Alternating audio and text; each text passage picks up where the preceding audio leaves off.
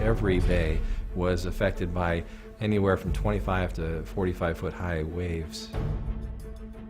On September 29th, a earthquake and a subsequent tsunami occurred in American Samoa, and I was called within probably a few hours after the event happened, where major loss of life occurred. It was on American territory, and I was asked to be a part of a delegation of 50 members from Washington, D.C. to respond to American Samoa. What I found from the people were incredibly gracious and warm. They were open to receive the help. They knew that we were coming, and they were awaiting our arrival. The people that I worked with one of two psychologists on the entire island, and when she saw that, when I arrived, she was saying, "You're the person we've been waiting for."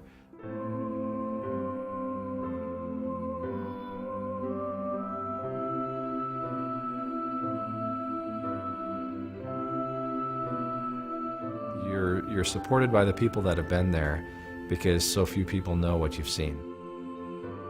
There are moments when I remember the grief, and moments when I remember the pain, and the pain of those who lost so much.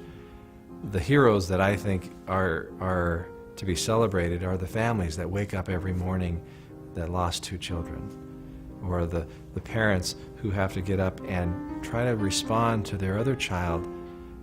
There was a story of a young man who had a little boy who was 11 years old, who was with his sister and brother, his 8-year-old sister and 10-year-old brother, and they were at school when the earthquake hit, and their school was on a mountain, and their home was on the other mountain, and their village was by the water.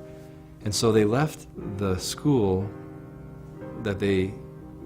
after the earthquake, and they were running to safety of their home. And on their way down the mountain or down the hill, they reached the bottom when the tsunami was coming. They turned around, and on their way back, they were running, and the little boy, the 11-year-old, was holding the 8-year-old's hand and the 10-year-old's hand, his brother and sister's hand, and he was running with all his might. And he said a black wall of water was coming at him, and when it hit him, it pushed him up into a coconut tree, and he held on for all he was worth. But as he held on to the tree, he had to let go of his sister and brother's hands. And he lost his sister and his brother, and his sister's body was found, but his brother's was not.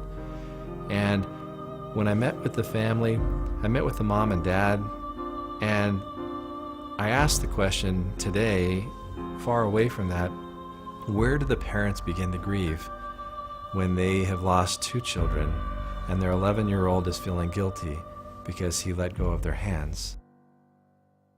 I was able to share with the families that there are so many on the mainland, which is the United States here, on the mainland praying for them, and that I came to bring them their support and their love.